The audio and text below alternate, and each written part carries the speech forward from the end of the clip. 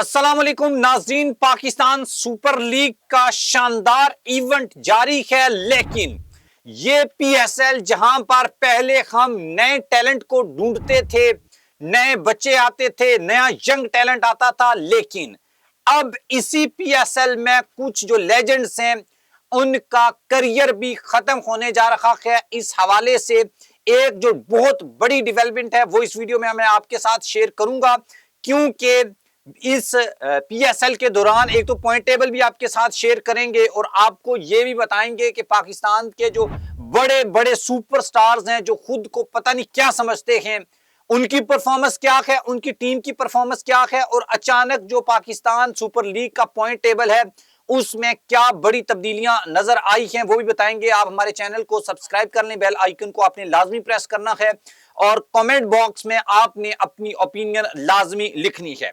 दोस्तों, एक तो पाकिस्तान सुपर लीग से 5 नए जो ओपनर्स हैं वो मिले हैं।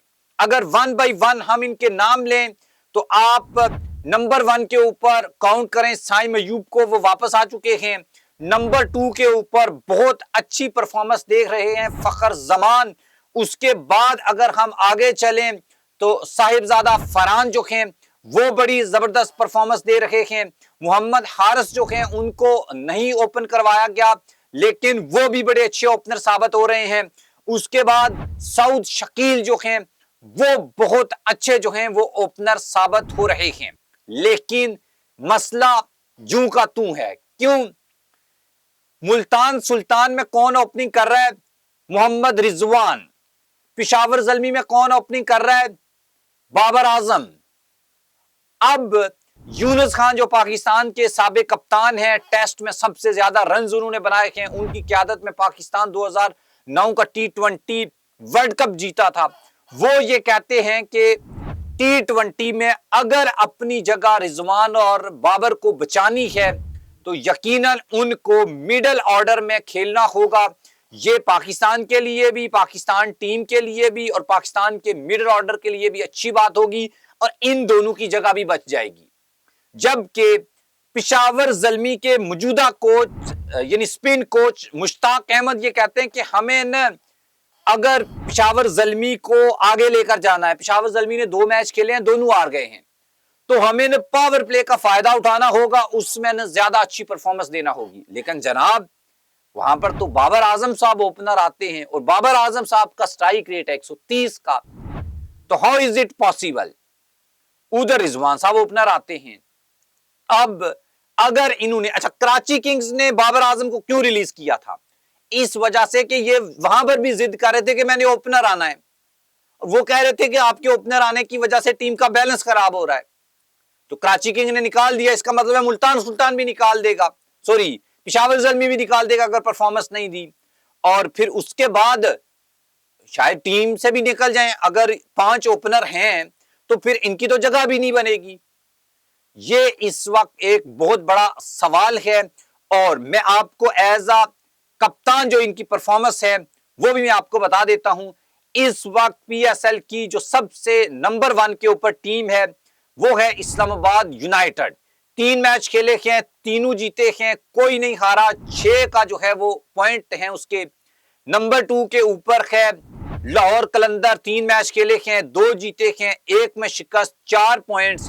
और कराची किंग्स कल कोयटा ग्लैडिएटर को हराकर तीसरे नंबर के ऊपर आ गई है और 3 मैचेस हैं, 2 जीते हैं, 1 हारा है, 4 पॉइंट्स हैं। और चौथे नंबर के ऊपर ग्लैडिएटर है। ग्लैडिएटर ने 3 मैच खेले हैं, 2 हारे हैं, 1 जीता है, 2 पॉइंट्स हैं।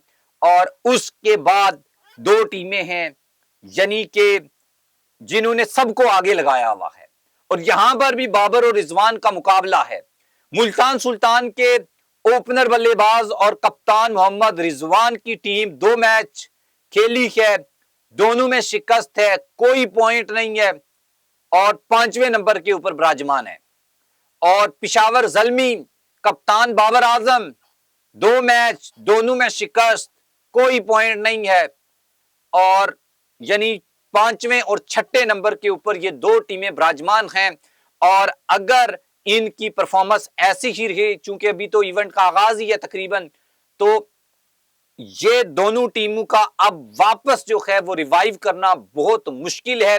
और ये और इनकी टीमें, एक तो पीएसएल का जो नॉकआउट आएगा उससे भी बाहर हो जाएंगी, और दूसरे नंबर के ऊपर है कि ये बाहर क्यों होगी, एक तो इनकी नाकस कप्तानी की वजह से, और साथ में इनकी नाकस परफॉर्मेंस की वजह से तिहाई है, क्योंकि बाबर साहब ने अभी तक 2 रन बनाए हैं 2 मैचेस में। और उससे बड़ी बात या उससे जो इंपॉर्टेंट बात है वो ये है कि इनकी अपनी बैटिंग पोजीशन जो है वो सिर्फ ये नहीं बदल रहे, और इस वजह से टीम को भी शिकस्त हो रही है, और इनका या इनकी क्रेडिबिलिटी जो है उसके ऊपर भी सवाल जो हैं वो उठ रहे हैं। और बास जो हैं क्रिकेटर ये कहते हैं कि इनका बतौर ओपनर जो है वो गलत इस्तेमाल किया जा रहा है, और अगर ये यानी इनका जो स्ट्राइक रेट है या इनकी ओवरऑल जो परफॉर्मेंस है उसको मद्देनजर रखा जाए तो इनको मिडल ऑर्डर में खेलना चाहिए, ये यूनुस खान कहते हैं। लेकिन मेरा ये जाती ख्याल है, या कराची किंग्स ने चूंकि अब ओपन सीक्रेट बन चुका है कि बाबर आजम को रिलीज इसलिए किया कि वो ओपनिंग की जिद कर रहा था, रिजवान भी ओपनिंग की जिद करता है, T20 में ये ओपनर आते हैं, स्ट्राइक रेट इनका कम है, तो मैं ये कहूंगा कि इनको कोई गलत इस्तेमाल नहीं कर रहा, बल्कि या ये खुद गलत इस्तेमाल हो रहे हैं या ये नादान है, इनको पता नहीं है, क्रिकेटिंग सेंस नहीं है।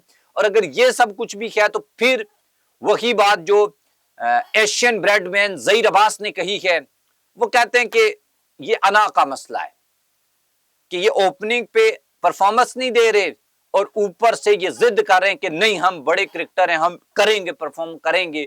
लेकिन ये अना, या तो एट द एंड ये जीत जाएंगे, अच्छा परफॉर्मेंस देना शुरू कर देंगे, या फिर जो है वो अपना जो करियर है उसको इस अना की बल्ली या इस अना की जो जिद है इसके ऊपर चढ़ाकर फारिग हो जाएंगे। ये बड़ा इंपॉर्टेंट होगा। और पीएसएल में नया जो है वो टैलेंट भी सामने आ रहा है। हमारे एक दोस्त थे सालक साहब, वो भी बात कर रहे थे कि शादाब खान ने सलमान आगा को जो है वो निकाल दिया। हालांकि नेशनल टीम में आगा T20 का कप्तान है, शादाब वाइस है, यहां पर शादाब कप्तान है और आगा जो है वो खिलाड़ी है। और इस्लामाबाद यूनाइटेड में अच्छी परफॉर्मेंस देने के बावजूद सलमान आगा को निकाला गया है, और इसका मतलब ये शो करना है कि कहीं पीछे तैयारियां हो रही हैं कि T20 का कप्तान शादाब खान जो है उसको बनाया जाए। और शादाब खान की क़यादत में पिछला जो है वो पीएसएल का 9वां एडिशन भी इस्लामाबाद यूनाइटेड जीती थी। ये हो सकता है, लेकिन इसके बारे में अभी कुछ कहना कबल अज़ वक्त होगा। आप हमारे चैनल को सब्सक्राइब करें और हम आपको पॉइंट्स टेबल और पीएसएल की एक एक चीज जो है उसके बारे में बताते रहेंगे और आपको बताएंगे कि कौन सी टीम की कौन सी पोजीशन है।